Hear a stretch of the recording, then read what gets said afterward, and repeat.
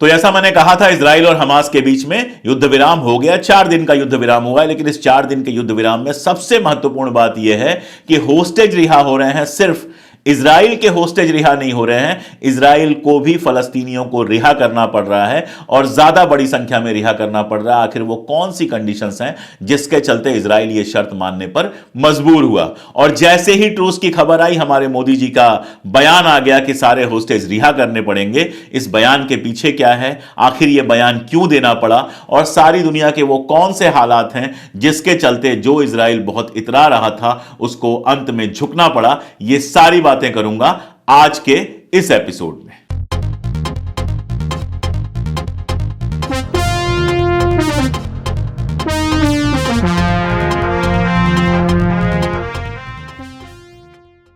नमस्कार। पिछले वीडियो में मैंने आपसे कहा था कि हो सकता है वो वीडियो जब तक एडिट होके जाए तब तक इजराइल और हमास के बीच में ट्रूस हो जाए, समझौता हो जाए युद्ध विराम का। उस समय तो नहीं हुआ, लेकिन अब ये कंफर्म खबरें हैं कि दोनों के बीच में समझौता हो चुका है। अब दो पक्षों में जब समझौता होता है तो बहुत सारी चीजें खुल के आती हैं। अभी तक क्या लग रहा था? यही लग रहा था कि इजराइल जो चाह रहा है वो कर रहा है, जहां चाह रहा है वहां बम गिरा रहा है, जहां जैसे उसका जो मन कर रहा है वो कर रहा है।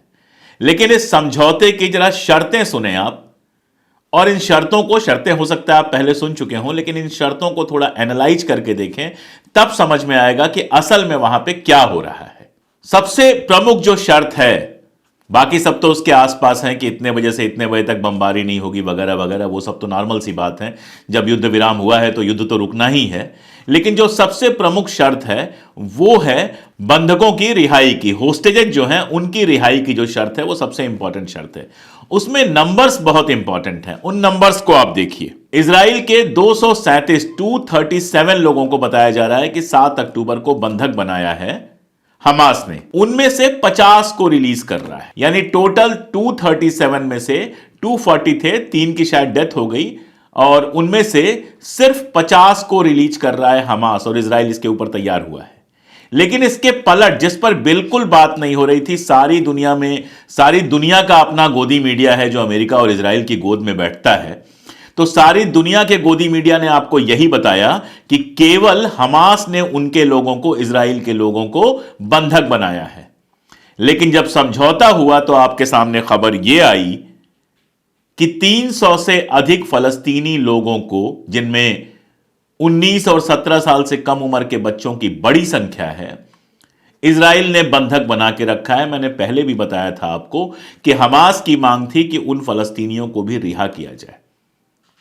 तो 50 लोगों को रिहा करने की बात मानी हमास ने, तो इजराइल ने 150 लोगों को, 150 लोगों को रिलीज करने की शर्त मानी है। यानी 50 लोगों को हमास रिहा कर रहा है, 150 लोगों को इजराइल रिहा कर रहा है। आप ये बताइए भारी कौन पड़ रहा है? यह सवाल मैं क्यों पूछ रहा हूं?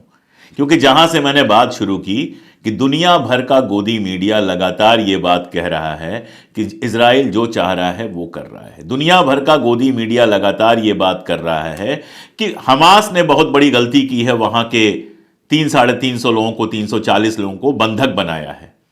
सारी दुनिया का गोदी मीडिया यह कह रहा है कि इजराइल अपनी शर्तों पर जो चाह रहा है वो कर रहा है। फिर मैं हिंदुस्तान के इस गोदी मीडिया से और दुनिया के गोदी मीडिया से एक सवाल कर रहा हूं कि अगर इजराइल इतना दमदार है, अगर इजराइल अपनी मर्जी से ही कुछ कर रहा है, तो 150 फलस्तीनियों को रिहा करने के लिए कैसे तैयार हुआ? नंबर 1। नंबर 2, अगर 7 अक्टूबर को ही यह सारा कुछ शुरू हुआ तो उसके बहुत बहुत पहले से फलस्तीनी बच्चों को इजराइल ने बंधक क्यों बनाया हुआ था? इजराइल ने अपनी जेलों में क्यों रखा हुआ था? यह बात मैं हर बार दोहराता हूं और मुझे लगता है बहुत जरूरी है, इसलिए इस बार फिर मैं दोहरा रहा हूं। यूएन के जो सेक्रेटरी जनरल हैं उनकी कही हुई बात बेहद इंपॉर्टेंट बात है कि 7 अक्टूबर का हमास का जो हमला था वो किसी वैक्यूम में नहीं हुआ था। इजराइल 1948 के बाद से ही लगातार फलस्तीनियों के ऊपर तबाही मचाए हुए है, फलस्तीनियों के ऊपर जुल्म और सितम ढा रहा है। अब बहुत सारे लोग ये कहने लगे, जब मेरे ही यहां कमेंट आए और भी जगहों पे मैंने देखा लिखा कि 1948 से पहले तो फलस्तीन था ही नहीं। ये एक छोटा सा वीडियो मेरे बगल में चल रहा है, इसको जरा गौर से देख लीजिए, आप जरा प्यार से देख लीजिए कि 1947 के पहले फलस्तीन था और कितना खूबसूरत था, कितना मॉडर्न था। वहां की लड़कियों को देखिए, वहां के कॉलेज देखिए, वहां का बाजार देखिए, कैसे फलस्तीन था। और सेकेंड वर्ल्ड वॉर के समय कैसे अमेरिका और ब्रिटेन ने फलस्तीन को तबाह बर्बाद करके एक बीस्ट को, एक शैतान को, इजराइल को जन्म दिया और अब उस शैतान को लाशों से, खून से पाल रहे हैं। पिछले 70-75 सालों से इजराइल नाम का शैतान जो है वो फलस्तीनियों के लहू और उनके मांस पर पल रहा है। और इसका सबूत है, मैं आपको एक छोटा सा उदाहरण, एक बच्ची का उदाहरण देके बताऊंगा जिसके मां बाप इस उम्मीद में बैठे हैं कि शायद इस लिस्ट में वो रिहा हो जाए। उसका नाम है शोरोक। मैं फिर कह रहा हूं कि फारसी जो नाम है या अरबी नाम है, उनके सही उच्चारण मुझे नहीं पता। स्पेलिंग आप स्क्रीन पे पढ़ सकते हैं, स्पेलिंग आप आराम से इस न्यूज पीस में देख सकते हैं जो मैं स्क्रीन पे आपको दिखा रहा हूं। इस बच्ची की कहानी क्या है? यह बच्ची केवल 18 साल की थी। एक और 7 अक्टूबर, केवल 7 अक्टूबर 2023 की बात नहीं है, 7 अक्टूबर 2015 को यह बच्ची जो है वो 18 साल की थी। घर से निकली हुई थी किसी काम से, जेरूसलम की रहने वाली है, घर से निकली हुई थी किसी काम से। एक इजरायली सैनिक ने इसका हिजाब हटाने की, नोचने की, खींचने की कोशिश की। मतलब समझ रहे हैं इसका ना, उसको अपमानित करने की कोशिश की। यह काम जो फलस्तीनियों को इजराइल लगातार करता रहा है। बच्ची बाजार में जा रही थी, उसका हिजाब खींचा गया, बच्ची ने उस सैनिक को धक्का दे दिया। यह बात मैं कर रहा हूं 7 अक्टूबर 2015 की। डेट नोट कर लीजिए, अपना दिमाग लगाइए, 7 अक्टूबर 2015, यानी कि 8 साल पुरानी बात कर रहा हूं मैं। उस बच्ची ने धक्का दिया और धक्का देने के बाद आप खुद सोच के देखिए, अगर आप मुसलमान हैं तो सोचिए कि अगर कोई आपकी बच्ची का हिजाब खींच ले तो आपको कैसा लगेगा। अगर आप हिंदू हैं तो आप सोचिए आपकी बच्ची का कोई दुपट्टा खींच ले तो कैसा लगेगा। अगर आप ईसाई हैं तो आप सोचिए कि आपकी बच्ची अगर शहर में निकली हुई है और उसका कोई क्रॉस खींचने की कोशिश करे तो उसे कैसा लगेगा। गुस्सा आएगा। उस बच्ची को भी गुस्सा आया, उस गुस्से में उसने धक्का दे दिया। जब उस बच्ची ने धक्का दिया तो 3 गोलियां मारी गई उसको, 3 गोलियां 18 साल की एक मासूम बच्ची को मारी गई। वो बच्ची गिर पड़ी, हॉस्पिटलाइज किया गया, बचने की उम्मीद बहुत कम थी, बची किसी तरह से। तो उसके ऊपर केस ये चलाया गया कि उसने इजरायली सैनिक को चाकू मारने की कोशिश की। 18 साल की एक मासूम बच्ची जो सिर पे हिजाब पहने हुए अपने किसी काम से बाजार में जा रही थी, उसको जेल तक पहुंचा दिया गया। और कितने साल की सजा मिली पता है आपको? 18 साल की उसको सजा मिली। पिछले 8 साल से वो जेल में है। 18 साल की बच्ची पिछले 8 साल से जेल में है क्योंकि उसने हिजाब खींचे जाने का विरोध किया था। आप सोच के देखिएगा, यह अपराध है। आप सोच के देखिएगा, किसी भी शहर में, किसी भी इज्जतदार शहर में, किसी भी शरीफों के शहर में क्या कोई पुलिस वाला किसी बच्ची का हिजाब खींचता है, दुपट्टा खींचता है, क्रॉस खींचता है? पुलिस होती है हिफाजत के लिए, लेकिन इजराइल की जो पुलिस है वहां पर इजराइलियों की हिफाजत के लिए भले हो, लेकिन फलस्तीनियों के साथ सिर्फ जोर और जुल्म करने के लिए है। और इसी जोर और जुल्म का जो जरा सा भी प्रतिकार करता है, उसके साथ वही होता है जो इस बच्ची के साथ हुआ। याद होगा अभी पिछले एक वीडियो में मैंने अहद तमानी की बात की थी, जिसका अपराध सिर्फ इतना था कि वो शांतिपूर्ण तरीके से इजरायलियों का विरोध करती थी। उसके बाप हर शनिवार को, हर हफ्ते एक जुलूस निकालते हैं, शांतिपूर्ण जुलूस निकालते हैं इजरायलियों के कब्जे के खिलाफ। उसको भी उठा के जेल में डाल दिया गया था, कई बार उसको जेल में डाला चुका है। अभी तक उसकी क्या हालत है किसी को पता नहीं है, उसकी कोई खबर बाहर नहीं आई है। ऐसे 300 से अधिक लोग इजराइल ने कब्जा करके जेलों में डाले हुए हैं, जिनमें ज्यादातर 17 साल से कम उम्र के बच्चे हैं, 19 साल से कम उम्र के बच्चे हैं। तो ये जो समझौता हुआ है उसमें हमास ने ये शर्त रखी थी कि हम इजरायली बंधकों को रिहा कर देंगे, लेकिन आपको भी ऐसे बच्चों को रिहा करना पड़ेगा। इजराइल को यह शर्त क्यों माननी पड़ी? जो उसकी वार कैबिनेट है उसमें 3 लोगों के अलावा सबने क्यों इस शांतिपूर्ण समझौते के, क्यों इस युद्ध विराम के पक्ष में वोट दिया? हालांकि कुछ लोग इजराइल के सुप्रीम कोर्ट में गए हुए हैं कि यह समझौता लागू ना हो, फैसला आ जाएगा एक आध दिन में। और इजराइल कह रहा है कि शुक्रवार से हम इसको लागू करेंगे। और इजराइल शैतान शुक्रवार के पहले लगातार बमबारी कर रहा है, तो उसकी नीयत आप समझ सकते हैं। लेकिन इस नीयत के बावजूद उसको क्यों झुकना पड़ा, उसको क्यों 150 लोगों को रिहा करना पड़ा, यह समझने की बात है। मैंने आपको बताया कि इजराइल के पास एयर पावर है, क्योंकि अमेरिका उसको सपोर्ट करता है, अमेरिका उसको नई से नई टेक्नोलॉजी देता है। इसलिए जो दृश्य आ रहे हैं वो इसलिए आ पा रहे हैं क्योंकि आसमान से बम बरसाए जाते हैं और बिल्डिंगें तबाह कर दी जाती हैं, जमींदोज कर दी जाती हैं। लेकिन जो जमीनी लड़ाई है, जहां जमीन पर लड़ाई लड़नी है, वो उसके लिए इतनी आसान नहीं रह गई है। हमास का आप समर्थन करें या विरोध, मुझे नहीं फर्क पड़ता है कि आप हमास का समर्थन करते हैं या विरोध, लेकिन फलस्तीन के साथ पिछले 75 सालों में जो कुछ हुआ है, उससे फलस्तीनी जनता के एक हिस्से का नाराज होकर हथियार उठा लेना कोई ऐसी बात नहीं है जो आश्चर्यजनक है दुनिया में कहीं भी हो। आपका शहर बहुत शांतिप्रिय शहर है जिस शहर में आप रहते हैं, लेकिन मैं दावा कर रहा हूं कि अगर वहां 3 महीने एक ऐसी आर्मी को बिठा दिया जाए जो आपके बच्चों की बेइज्जती करे, औरतों की बेइज्जती करे, जो आपका जीना मुहाल कर दे, जो आपको अपने ही घर से बेदखल कर दे, तो आप भी हिंसक टर्म्स में सोचने के लिए मजबूर हो जाएंगे। वहां तो 75 साल से चल रहा है कि देयर इज नो पैलेस्टाइन, पूरा का पूरा फलस्तीन खाली करा लिया गया है। जो थोड़ी सी जगह वेस्ट बैंक में और गाजा पट्टी में फलस्तीनियों के पास है, उसके भी कब्जे की लगातार बात चल रही है। तो वहां अगर हमास जैसा आंदोलन पैदा होता है तो इसमें आश्चर्य की कोई बात नहीं है। तो मैं कहना यह चाह रहा था कि जमीनी लड़ाई में इजराइल को लगातार नुकसान हो रहा है। इजराइल खुद धीरे धीरे बीच बीच में यह स्वीकार कर रहा था कि उसके कई सीनियर आर्मी ऑफिसर्स मारे गए हैं, लगातार उसके टैंक तबाह हो रहे हैं। कुछ दिन पहले हुजी ने उसका एक जहाज कब्जा कर लिया, उधर हिजबुल्ला भी हमला कर रहा है। और साथ में एक और बात हो रही है, बहुत इंपॉर्टेंट बात है, इसको गौर से सुनिएगा। मैं पहले भी कह चुका हूं कि पहले इजराइल जब यह सब करता था तो सारी दुनिया खामोश रहती थी, क्योंकि दुनिया को अक्सर पता ही नहीं चलता था।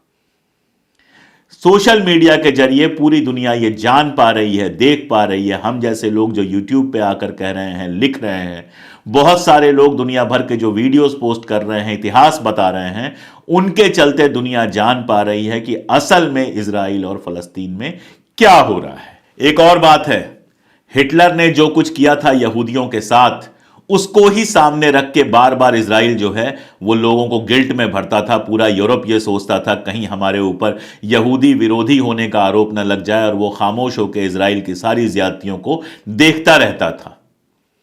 लेकिन इस बार दुनिया देख पा रही है कि जो कुछ हिटलर ने यहूदियों के साथ किया था, उससे कहीं ज्यादा इजरायलियों ने, जियोनिस्टों ने, मैं बार बार कह रहा हूं यहूदियों और जायनिस्टों में फर्क करना सीखिए। सारे यहूदी जायनिस्ट नहीं हैं। जैसे कि सारे ईसाई जो थे वो फासिस्ट नहीं थे, वो हिटलर के साथ नहीं थे, वैसे ही सारे यहूदी जायनिस्टों के साथ नहीं है। लेकिन जायनिस्ट जो हैं उनको सारी दुनिया देख पा रही है कि उन्होंने वैसी तबाही फलस्तीन के अंदर मचाई है जैसी हिटलर भी नहीं मचा पाया था अपने जमाने में। और हालत यह है कि अब इजरायली कह रहे हैं कि अमेरिकियों की जो नई पीढ़ी है वो अनएजुकेटेड है, उसको पता नहीं है। कहना क्या चाह रहे हैं कि उसको पता नहीं है हमारे साथ क्या हुआ है। तो भैया, तुम्हारे साथ क्या हुआ है वो हमको पता है, लेकिन तुम जो कर रहे हो वो उसको कैसे जस्टिफाई कर सकता है? तुम्हारे साथ जो हिटलर ने किया वो गलत है, 100 बार गलत है, लेकिन तुम जो फलस्तीनियों के साथ कर रहे हो वो भी तो 100 बार, 1000 बार गलत है। तो अमेरिका से, पूरे यूरोप से, हिंदुस्तान से और ऐसे तमाम देशों से लगातार ऐसे सोशल मीडिया पे वीडियोस, बातें आ रही हैं जो नंगा कर रही हैं इजराइल को, जो इजराइल के चेहरे से सारा का सारा मास्क नोच कर फेंक दे रही हैं, सारा का सारा हिजाब नोच कर फेंक दे रही हैं। सत्ताएं भले इजराइल के साथ हों, बूढ़ा बिडेन भले इजराइल के पैरों में झुका हो, ऋषि सुनक भले इजराइल के साथ हो, मैक्रान भले इजराइल के साथ हो, लेकिन वहां की जनता सड़कों पर आके कह रही है कि फलस्तीनियों के साथ जो हो रहा है वो गलत है। कोशिश की जा रही है इस्लामोफोबिया क्रिएट करने की, लेकिन लोग देख पा रहे हैं कि ये इस्लाम का मामला नहीं है, ये यहूदियों का मामला नहीं है, ये हिंदुओं का मामला नहीं है, ये क्रिश्चियंस का मामला नहीं है। ये मामला है कि इजराइल के ज़ायनिस्ट जमीन, गैस और पेट्रोल के लालच में फलस्तीनियों को तबाह कर रहे हैं। और इसीलिए सारी दुनिया में जुलूस निकल रहे हैं, सारी दुनिया में दबाव पड़ रहा है। और ऐसे ऐसे अखबार, बीबीसी जैसा न्यूज चैनल जो हमेशा यूरोप के हितों का अपने आप में एक, आप कह सकते हैं, प्रवक्ता रहा है, स्पोक्स पर्सन रहा है, उसने भी एक वीडियो में बाकायदा दिखाया कि अल शिफा हॉस्पिटल के भीतर जो टनल की बात थी वो झूठी थी। अल शिफा हॉस्पिटल के अंदर न तो कोई ऐसी टनल पाई गई जो हमास यूज कर रहा था, और ना ही कोई ऐसा सबूत पाया गया जिससे कहा जा सके कि यह हमास का हेडक्वार्टर था। अल शिफा हॉस्पिटल और बाकी 10-12 हॉस्पिटल्स को तबाह करने की इकलौती वजह यह थी कि इजराइल नहीं चाहता था लोगों का इलाज हो जाए, इजराइल चाहता था कि लोग वहां से जाएं, लोग गजा से बाहर निकल जाएं। तो यह जो दबाव पड़ा है सारी दुनिया में, जो बूढ़े बिडेन की लोकप्रियता लगातार कम हो रही है, ऐसा लग रहा है कि अगली बार चुनाव में वो या उसकी पार्टी हार जाएगी, जो पूरे यूरोप में सत्ताधीशों के सामने जनता खड़ी हो गई, और सिर्फ मुस्लिम जनता नहीं है, उसमें ईसाई बड़ी संख्या में है, उसमें यहूदी बड़ी संख्या में है, जो खड़े होकर कह रहे हैं नॉट इन माई नेम। इन सब का दबाव पड़ा है नेतन्याहू पे, और नेतन्याहू के अपने लोग, ये जितने जियोनिस्ट हों, हिंदुत्ववादी हों, इस्लामवादी हों, ये कट्टरपंथी जितने होते हैं, अंदर से बेहद डरपोक होते हैं। दूसरों की लाशें गिराने में इन्हें बड़ा मजा आता है, लेकिन अपने शरीर पर एक जख्म लग जाए, एक बूंद खून निकल जाए तो इनकी हालत खराब हो जाती है। तो इजराइल के अंदर से जो दबाव पड़ रहा है, जो सैनिक मारे जा रहे हैं, जो लगातार रॉकेट गिर रहे हैं, इजराइल के अंदर से नेतन्याहू के खिलाफ काफी दबाव पड़ रहा है। और कुछ वहां पर जो लोग जिनका दिमाग अभी खुला हुआ है, वो भी बाहर आके कह रहे हैं कि हम जो फलस्तीनियों के साथ कर रहे हैं वो गलत है। कल एक अमेरिकन सैनिक का वीडियो मैं देख रहा था, इसमें सबटाइटल्स हैं, आप देखिए इसको। वो साफ साफ कह रहा है, अमेरिकन पूर्व सैनिक है जो इजराइल में रहा है, वो साफ साफ कह रहा है कि इन बीस्ट को, इन शैतानों को सपोर्ट करना बंद करो। तो ये जो पूरी दुनिया में दबाव पड़ रहा है, इसने भी बेंजामिन नेतन्याहू को मजबूर किया है कि युद्ध विराम करे। अभी 4 दिन का युद्ध विराम हुआ है, और इस बार जो उनका एम था गजा को खाली कराना और उसकी जगह पर इजराइल को वहां पर बसा देना, यहूदियों की, ज़ायनिस्टों की बस्ती बसा देना, ऐसा लग रहा है कि युद्ध कितना भी लंबा वो खींच लें, तबाही कितनी भी मचा लें, लेकिन ये उनके लिए मुमकिन नहीं होगा कि गजा को खाली करा के वो वहां पर इजरायली बस्ती बसा सकें। ये सब कुछ नेतन्याहू के भी समझ में आ रहा है। इसीलिए जरूरी है कि हम और आप ये दबाव बनाए रखें। इसीलिए जरूरी है कि इस तरह के वीडियोस लगातार आएं जिसमें इजराइल की साजिशों का पर्दाफाश किया जाए। इसलिए जरूरी है कि विश्व जनमत लगातार अपने नेताओं पर दबाव बनाए। आप देखिए, हिंदुस्तान में जो पार्टी है सत्ता में, वो अपने आप को इजराइल का बहुत अच्छा दोस्त कहती है, इजराइल से उसके बड़े अच्छे रिश्ते हैं, पेगासस की कहानी आप लोग जानते ही हैं। लेकिन कल नरेंद्र मोदी को भी कहना पड़ा कि सारे होस्टेजेस को रिहा होना चाहिए। उनको भी फलस्तीन में सहायता भेजनी पड़ी। उनको भी कहना पड़ा कि फलस्तीन में आम शहरियों के साथ जो कुछ हो रहा है वो गलत है। तो ये दबाव अगर पड़ता रहेगा तो सारी दुनिया के नेताओं को कहना पड़ेगा, और एक दिन जो सारी दुनिया कह रही है कि 2 स्टेट सोल्यूशन होना चाहिए, वो 2 स्टेट सोल्यूशन वहां लागू होगा, और बेंजामिन नेतन्याहू या उसकी पार्टी, लिकुड पार्टी, या इजराइल के ज़ायनिस्टों को, फलस्तीनियों को उनका आज़ाद देश देना पड़ेगा। बहुत होते हैं 70 साल तबाही के, बहुत होते हैं 70 साल जुल्म के, जुल्म सितम की एक इंतहा होती है, वहां पहुंच गया है इजराइल, और अब इस इंतहा के आगे उसे फलस्तीनियों को आज़ादी देना पड़ेगा। जब सारी दुनिया में आवाज़ उठ रही है, फ्री पैलेस्टाइन कहते हुए मैं आज की बात ख़त्म करता हूं। आगे जब कोई अपडेट आएगी तो उस अपडेट पे फिर बात की जाएगी, लेकिन आपसे अपील कि हमारे जैसी आवाज़ों की ताकत बनिए, हमारी सहायता कीजिए। जो पिन कमेंट हमारा है उसको एक बार खोल के देखिए। बहुत सारे तरीके हैं हमारे चैनल के, आप मेंबर बन सकते हैं, हमारे चैनल को सब्सक्राइब कर सकते हैं, इस वीडियो को दोस्तों तक पहुंचा सकते हैं, लाइक तो ज़रूर कर दीजिए अगर पसंद आए वीडियो। और अगर हमारी सीधे कोई फाइनेंशियल सहायता करना चाहते हैं तो आप हमारा जो पहला कमेंट है, जो पिन कमेंट है, उसको एक बार खोल के देखिए। आप साथ आएंगे तो हमें वो ताकत मिलेगी जिस ताकत से हम लगातार कैमरे नहीं, देश और दुनिया की सत्ता की आंख में आंख डालकर सच बोल सकेंगे। बहुत जरूरी है सच बोलना जब दुनिया की तमाम ताकतें जुल्मियों के साथ खड़ी हैं। बहुत जरूरी है मजलूमों के साथ खड़े होना। आज के लिए इतना ही, बहुत शुक्रिया।